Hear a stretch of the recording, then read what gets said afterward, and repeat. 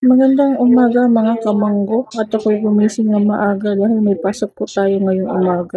Ay, paulit-ulit yan. Ito ang aming almusal, sinigag na kanin at adobong manok na specialty ng nanay ko. Super duper favorite natin yan, adobong manok. Ano pang hinihintay nyo? Kumain na tayo. Pero bago nga pala ako kumain, ay naghanda muna ako ng isusuot ko sa trabaho. Ito nga pala yung mga damit ko. At ako'y pumipili nga lamang yan tuwing umaga kung ano ang aking susuotin.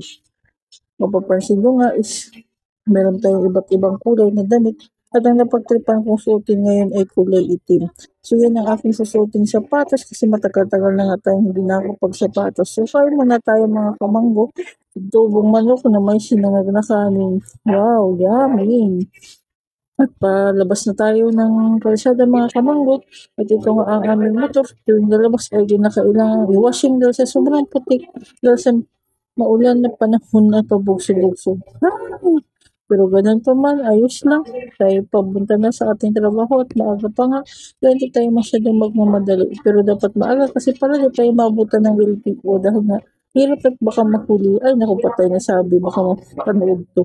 Pero okay lang, hindi naman tayo sa kalsada. Tayo ay nasa video. So, hindi tayo mahuhuli. Ito na nga, pauwi na ako galing trabaho niyan. Ay, naputol. Hindi na nga tayo nakapabinti pa sa trabaho. Kaya sobrang busy yan sa buong maghapon. Ay, wala na nga panahon niya sa sarili mag-make up.